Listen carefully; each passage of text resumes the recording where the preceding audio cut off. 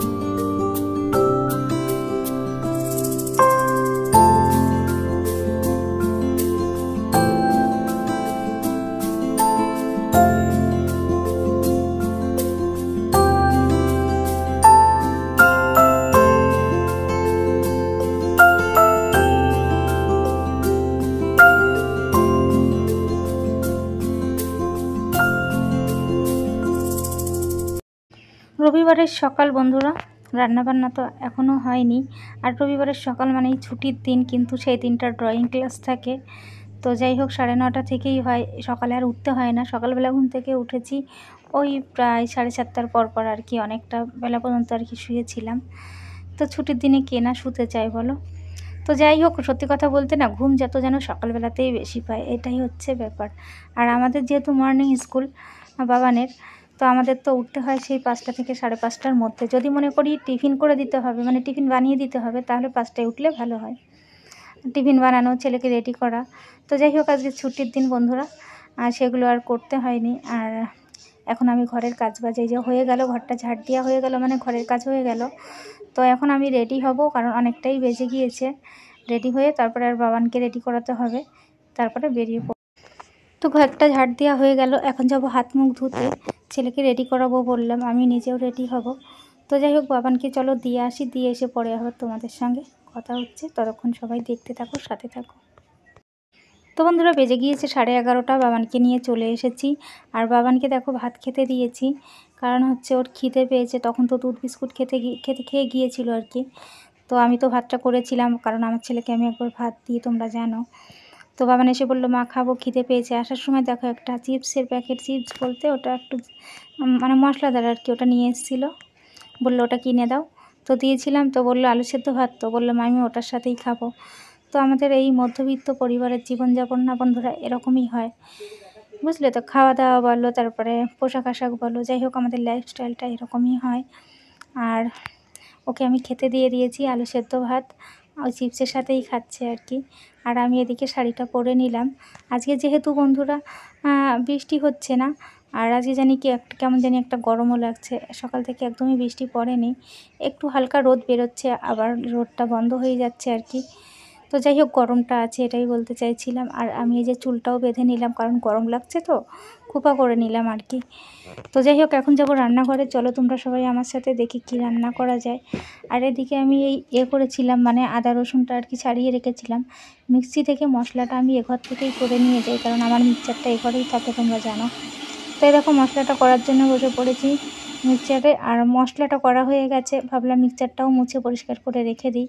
তো ওটাও মুছতে শুরু করে দিয়েছি বন্ধুরা। তো চলো সবাই সঙ্গে থাকো, দেখতে থাকো।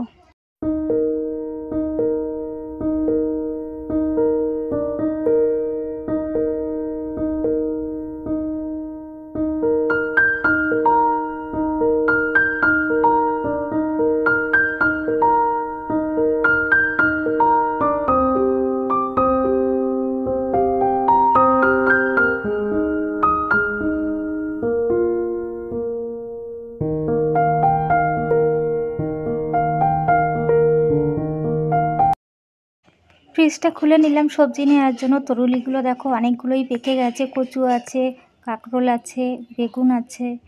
তো তরুলিগুলো যেহেতু নষ্ট হয়ে যাচ্ছে, মানে নষ্ট বলতে পেকে যাচ্ছে, ওই জন্য তরুলিটা বের করে নিয়েছিলাম। আর সবজিগুলো ঘরে রেখে দেখো বাবানকে স্নান করিয়ে নিয়ে চলে এসেছি। ভাবলাম রান্নাঘরে যাচ্ছি, অনেকটা দেরি হয়ে গেছে, এখন 12টার বেশি বাজে আর কি, 12:30 বাজতে চলেছে। তো ছেলেকে স্নান না করিয়ে রান্নাঘরে ঢুকলে ছেলে স্নান করতে অনেকটা দেরি হয়ে যাবে, ওই জন্য ওকে স্নান করিয়ে দিয়ে দেখো রেডি করে দিলাম বন্ধুরা। আর এখন আমি ছেলেকে নিয়েই রান্নাঘরে ঢুকবো। ও বই পড়বে রান্নাঘরের চৌকিতে বসে বসে, আর আমি রান্না করব, কারণ সকাল থেকে বাবান এখনও বই পড়তেই বসেনি।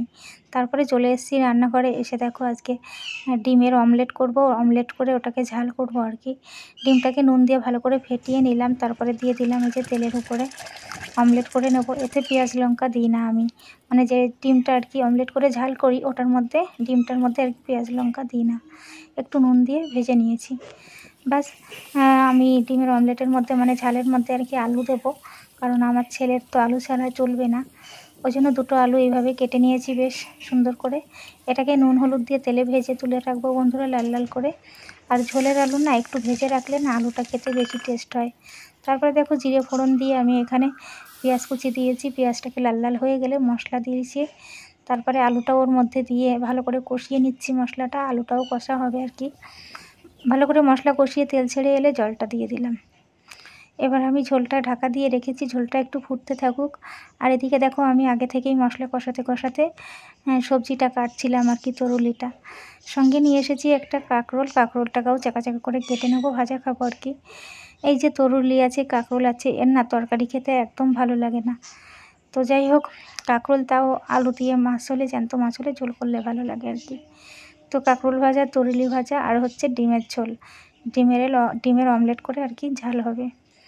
তো আমি যে সবজিটা কেটে নিচ্ছি, চলো সবাই সঙ্গে থাকো, দেখতে থাকো। বাবান কিন্তু চৌকিতে বসে বসেই পড়ছে আর কি, ও দিদিমণির পড়াটা করছে আর কি, ম্যামের পড়া।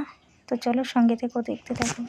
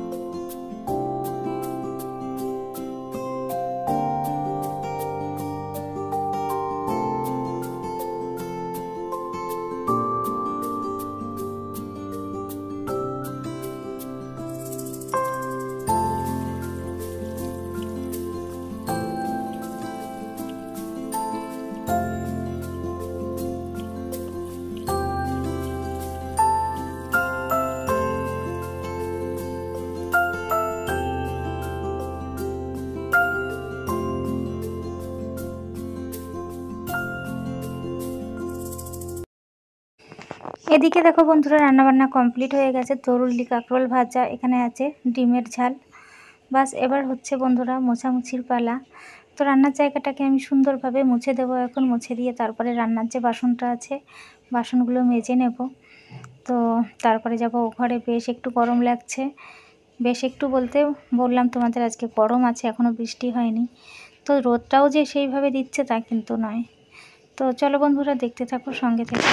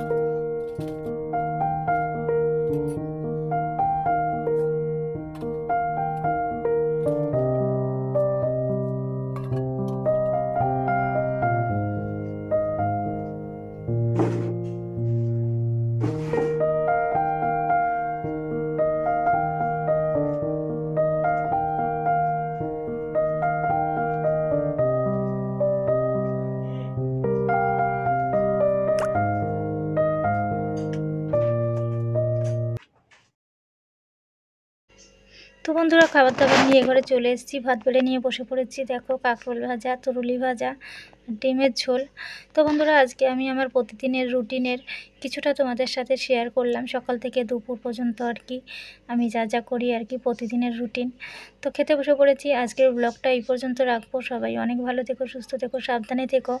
আর আমার এই ভিডিওটি যদি ভালো লেগে থাকে অবশ্যই একটা লাইক করবে। আমার চ্যানেলে নতুন হয়ে থাকলে চ্যানেলটাকে সাবস্ক্রাইব করে আমার পাশে থেকো। আজকের মতো টাটা, আসি।